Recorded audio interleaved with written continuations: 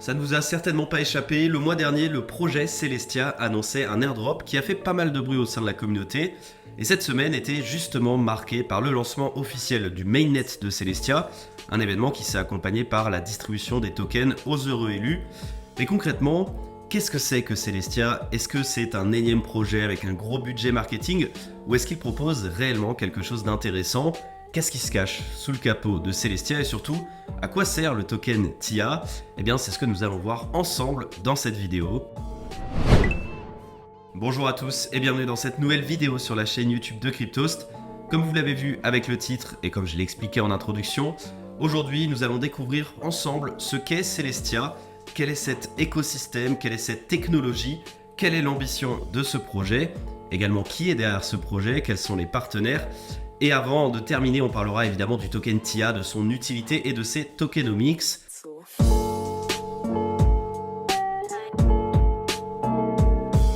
D'abord, revenons au commencement.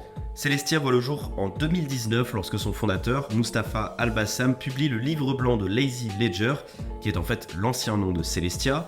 C'est en septembre de la même année que Mustapha, alors en phase de compléter son doctorat, un doctorat d'ailleurs sur la scalabilité sécurisée des blockchains de Layer 0, il va cofonder Celestia Labs et il sera accompagné d'Ismail Kofi et de John Adler. Alors petite parenthèse sur le cofondateur de Celestia, qui n'a rien à voir avec cette vidéo mais que je trouve assez exceptionnel quand même et que je voulais vous raconter. Mustapha Albassam, il est connu, je dirais même qu'il est assez connu. Il est en effet à l'origine de Loonspec, qui est un groupe de hackers qui a été créé en 2011 et qui était à l'initiative de piratage et de hacks majeurs qui ont pas mal fait l'actualité à l'époque et qui ont touché des entités comme Sony, Fox, le FBI ou même encore la CIA.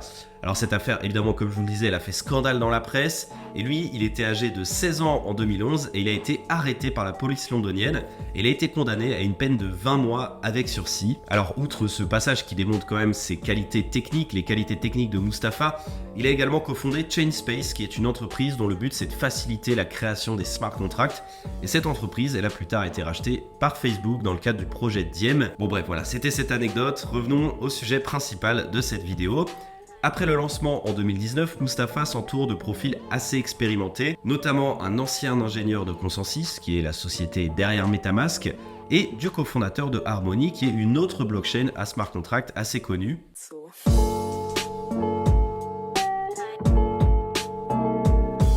Tout ça, c'est très bien, mais concrètement, on n'a pas encore parlé de Celestia. Qu'est-ce qui se cache derrière Celestia? Eh bien, pour commencer, Celestia se définit comme le premier réseau modulaire de blockchain. Si vous voulez, les blockchains comme Bitcoin, comme Ethereum ou encore comme Solana, elles ont des architectures dites monolithiques, c'est-à-dire qu'elles évoluent dans des écosystèmes fermés et relativement peu interopérables. Et donc, Celestia propose un changement de paradigme en allant vers la modularité et en permettant de construire des écosystèmes qui vont communiquer entre eux. Alors vous allez me dire comment Celestia compte atteindre cet objectif? Eh bien en séparant les deux couches essentielles d'une blockchain, la partie couche de consensus et la partie couche d'exécution. Alors je vais m'expliquer parce que je pense que vous ne savez pas forcément de quoi je parle.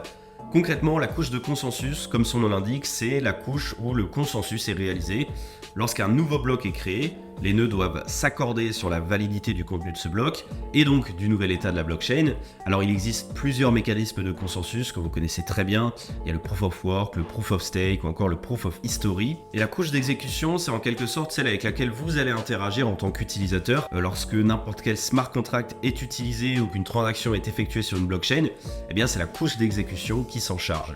Et pour revenir à Celestia, comme je vous disais tout à l'heure, celle-ci n'est qu'une couche de consensus et elle ne gère absolument pas la couche d'exécution. C'est une blockchain qui est de type Proof of Stake et qui va être construite sur Cosmos. Donc son but, c'est uniquement de stocker les données qui sont fournies par les couches d'exécution. Et donc Celestia, c'est en fait un socle sur lequel peuvent se brancher des couches d'exécution différentes. Pour vous donner un petit exemple, est-ce que vous connaissez le Taylorisme? Eh bien, c'est une théorie qui a révolutionné l'industrie au 19e siècle. Et pour comprendre, avant Taylor, si on prend l'exemple d'une voiture, elle était construite de A à Z par un seul et même groupe d'individus. Et après Taylor, chaque partie de la voiture était construite séparément par des modules d'individus différents et qui étaient spécialisés dans un domaine en particulier. Et puis après, elle était assemblée à la fin, ce qui permettait d'aller beaucoup plus vite dans la fabrication de la voiture. Eh bien Celestia, c'est complètement pareil. Ce n'est que la partie assemblage à la fin, tandis qu'elle va supporter toutes les couches d'exécution qui sont les différents modules avec leur fonctionnement et leurs utilités propres.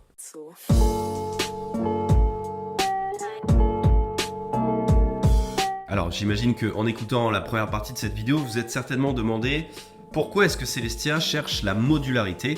Eh bien en faisant ça concrètement, Celestia se veut être une réponse à un problème majeur qui est la contrainte liée à l'environnement d'exécution d'une blockchain. Je m'explique, l'environnement d'exécution d'Ethereum par exemple, c'est la machine virtuelle d'Ethereum, ou EVM que vous connaissez certainement. Et même si aujourd'hui c'est le plus connu et le plus répandu, il y a quand même quelques défauts aux yeux des développeurs. Et la technologie de Celestia, comme je vous l'expliquais un petit peu plus tôt dans la vidéo, elle repose principalement sur une séparation de la couche de consensus et de la couche d'exécution. Eh bien, l'un des intérêts principaux, c'est que ça va ouvrir la voie à l'utilisation de n'importe quel environnement d'exécution sur une seule et même blockchain. Donc ça permet aux développeurs de ne pas être bloqués dans un seul et même environnement d'exécution, comme ils peuvent l'être avec l'EVM par exemple. Alors maintenant, une question doit forcément vous sauter aux yeux quant à l'architecture de Celestia. Comment être sûr que les transactions soient valables?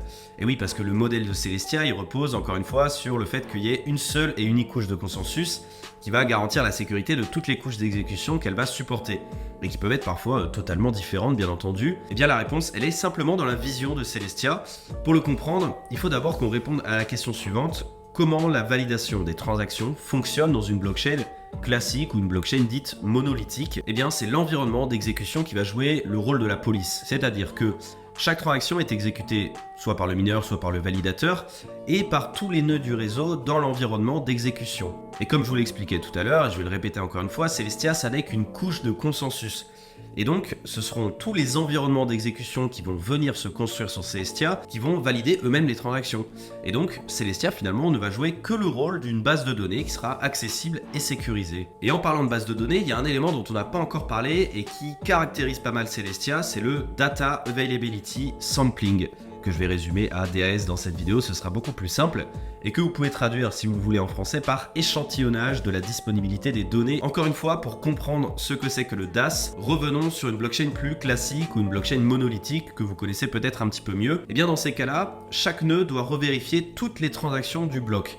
Et donc, une blockchain ne peut pas être plus rapide que le nœud le plus lent du réseau. Ça, c'est assez logique. Et bon, il y a une raison derrière ce choix-là, c'est que ça permet d'éviter la compétition où on n'a que les nœuds les plus performants et donc les plus riches qui sont capables d'être impliqués dans la blockchain, comme ce qui peut se passer par exemple avec Solana. Et bien pour Celestia, comme il n'y a pas de couche d'exécution, les validateurs, ils n'ont qu'à vérifier une seule chose, c'est que des données soient présentées pour valider un bloc, ce qui est évidemment beaucoup moins coûteux. Et comme ce sont que des données, chaque nœud est en mesure de vérifier la présence que d'une partie du bloc. Et donc si on va regarder un petit peu l'ensemble des validateurs sur Celestia, toutes les données du bloc ont été vérifiées plusieurs fois par différents nœuds. C'est un petit peu comme le principe du sharding sur Ethereum pour ceux qui connaissent un petit peu mieux cet écosystème. Alors les avantages, ils sont évidemment nombreux. Le premier, c'est que ça va permettre aux personnes lambda de faire tourner un nœud et donc de participer au consensus de Celestia. Et oui, parce que vérifier la présence d'une toute petite quantité de données, ça nécessite pas un matériel très puissant, et ce qui, à terme, évidemment, améliorera la décentralisation d'un réseau comme Celestia. Et l'autre avantage, c'est qu'en plus de faciliter techniquement l'accès aux validateurs, ça va permettre une hausse conséquente de la scalabilité de Celestia, puisque à mesure que le réseau et que la blockchain sera adoptée, les frais vont augmenter. Mais ça, c'est pas vraiment un problème, puisque grâce au DAS, la taille du bloc va augmenter aussi en conséquence, puisque ce sera évidemment lié au fait qu'on aura de l'arrivée de nouveaux nœuds, qui sont des nœuds légers, des nœuds validateurs, et ça n'aura évidemment aucun impact sur la décentralisation ni sur la sécurité de l'ensemble du réseau, mais ça permettra de contrer la hausse des frais engendrés par l'adoption du réseau, et ça lui permettra évidemment aussi de passer à l'échelle, et donc, comme je le disais, d'augmenter sa scalabilité.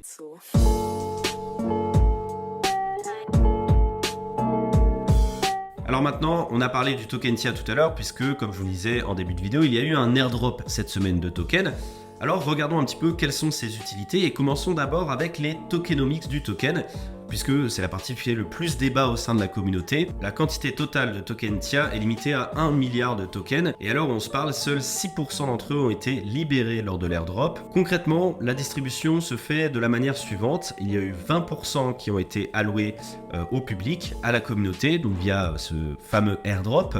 Ensuite, il y a 26% qui vont à la recherche et développement et donc à l'écosystème de Celestia et particulièrement donc à la fondation Celestia. Ensuite, il y a quasiment 20% qui ont été distribués aux investisseurs des séries A et séries B, donc ils font partie des premiers soutiens de Celestia. Ensuite, il y a quasiment 16% qui sont distribués aux investisseurs de la phase de seed, qui sont également les premiers soutiens de Celestia. Et enfin, il y a 17,6% des tokens TIA qui ont été distribués aux premiers contributeurs, les contributeurs clés, donc les membres de Celestia Labs. Autrement dit, vous l'avez rapidement compris, les investisseurs privés reçoivent quasiment 2 fois plus que la communauté, qui se sent donc évidemment lésée par cette répartition, qui n'est clairement pas à son avantage. Alors évidemment, il n'y a rien de nouveau avec ce genre de tokenomics, et malheureusement, c'est devenu très fréquent pour les projets crypto, et surtout les projets les plus récents, qui doivent nécessairement passer par là pour réussir à lever des fonds, notamment en période de bear market. Alors maintenant qu'on a vu ça, passons à l'utilité de ce fameux token TIA. À quoi sert-il concrètement? Eh bien, le token TIA, c'est à la fois un token utilitaire et un token de gouvernance. D'abord, les détenteurs de token TIA ont la possibilité de s'impliquer activement dans la gouvernance de Celestia, en votant pour ou contre des propositions qui vont être formulées par d'autres membres de la communauté. Ça, c'est assez classique, c'est un schéma qu'on retrouve sur la majorité des projets décentralisés. Mais maintenant, au niveau de l'utilité, le TIA, il sert aussi à payer l'accès aux données qui sont fournies par Celestia, d'abord. Ensuite, il donne l'opportunité aux développeurs de déployer simplement leur blockchain sur cette infrastructure. Et pour rappel, le plus compliqué dans la création d'une blockchain, c'est surtout la couche de consensus. Et cette couche, elle existe déjà. Donc les développeurs, ils n'ont plus qu'à construire la couche d'exécution.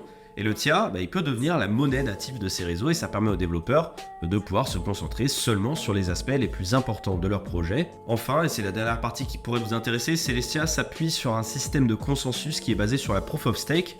Tout ça pour assurer la sécurité du réseau. Alors les détenteurs de TIA, ils ont la possibilité de contribuer au réseau en plaçant leurs tokens en staking, en les déléguant donc aux vérificateurs de Celestia. Et en échange, ils vont bénéficier d'une fraction des récompenses reçues par les validateurs. D'ailleurs, si ça vous intéresse, il est possible de staker facilement ces tokens TIA grâce à des plateformes spécialisées, dont notamment Meria, que vous connaissez très certainement, notamment par son ancien nom, Just Mining. Et justement, on a reçu Owen Simonin, ou Asher de Meria, qui nous a expliqué comment fonctionne le staking de TIA. Bonjour Cryptost, bonjour à tous ceux qui entendent cette note vocale. En effet, vous pouvez déléguer vos tokens Celestia directement sur le validateur Meria, et ce de façon décentralisée. C'est-à-dire que vous pouvez directement depuis votre portefeuille qui détient les Celestia, probablement Kepler qui est le plus utilisé, vous pouvez déléguer vos jetons sur le validateur Meria et obtenir des récompenses. La première chose à savoir, c'est que ces récompenses sont actuellement de 22% par an d'intérêt. C'est-à-dire que si vous déléguez 100 jetons, vous devriez, au bout d'un an, en avoir à peu près 122. Ce qu'il faut comprendre, c'est que ce 22% est amené à baisser. C'est 22 au moment où je vous fais cette note vocale, mais il y a de grandes chances que ça descende à 20 ou 18% dans les semaines ou les mois qui viennent, parce que plus il y a de personnes qui délèguent, plus les récompenses sont distribuées à un grand nombre d'utilisateurs, et donc le rendement par utilisateur va diminuer légèrement. La deuxième chose à savoir, c'est que si vous déléguez vos jetons, certes, vous allez pouvoir récupérer des récompenses, mais vous allez également vous exposer à une période d'unbounding. Une période d'unbounding, c'est ce qui fait que si demain vous voulez récupérer les jetons que vous avez délégués, vous allez devoir patienter 21 jours. Ces 21 jours, c'est la norme la plus utilisée dans l'écosystème Cosmos, puisque c'est les mêmes délais, par exemple, sur la blockchain Cosmos Atom, si vous voulez récupérer vos jetons. Globalement, la petite morale de l'histoire, vous n'êtes pas obligé de déléguer sur le validateur de Meria. Vous avez plus de 100 validateurs qui vous sont proposés dès aujourd'hui sur le réseau Celestia. Pour des raisons de décentralisation, le mieux c'est d'aller sur des validateurs qui ont moins de jetons et de ne pas se concentrer sur les 3-4 plus gros du réseau. Mais il faut également considérer les frais de validateur. La plupart des validateurs se sont mis au frais minimum. C'est le cas de Meria qui prend 5% des commissions que vous allez générer. En l'occurrence, vous avez des validateurs qui prennent 20 et des fois même 100% des commissions qui sont générées. Faites donc attention à ça quand vous allez choisir le validateur sur lequel vous allez déléguer vos tokens.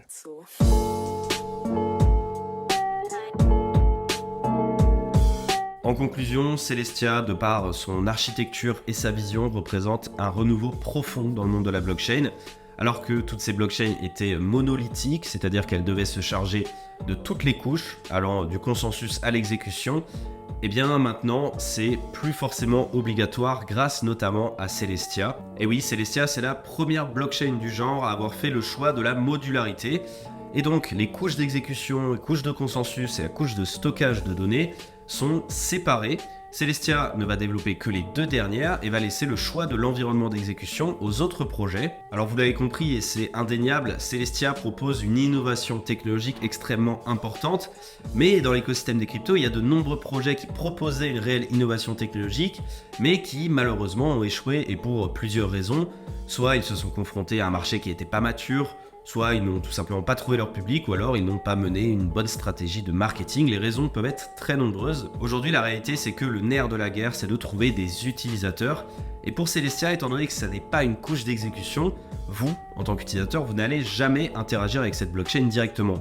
Vous allez utiliser des réseaux qui sont basés sur Celestia et qui construisent des applications décentralisées, un petit peu comme pour Cosmos par exemple. Donc pour Celestia, et je terminerai là-dessus, le challenge de l'adoption sera de convaincre des entreprises ou des projets de venir construire une blockchain sur leur infrastructure et également de les accompagner à trouver des développeurs qui eux vont construire des applications pour finalement attirer les utilisateurs. Et à mon sens, là est toute la clé pour Celestia. Voilà, c'est la fin de cette vidéo sur Celestia. J'espère qu'elle vous aura plu, j'espère qu'elle vous aura permis d'apprendre de nouvelles choses. Elle a été réalisée grâce à mes propres analyses, à mes propres recherches, mais également grâce au contenu de Cryptost Research, notre groupe privé qui vous accompagne quotidiennement dans votre vie d'investisseur. Si vous souhaitez rejoindre notre communauté Cryptost Research, vous avez un lien dans la description et vous avez également le lien du nouveau serveur Discord de Cryptost sur lequel toute l'équipe de Cryptost est active et sur lequel on pourra discuter d'ailleurs de l'ensemble des projets qu'on analyse en vidéo et notamment de Celestia si ça vous intéresse. Donc si vous avez des questions, n'hésitez pas à rejoindre ce serveur Discord. Moi, je vous souhaite de passer une excellente semaine et je vous dis à très vite sur Cryptost.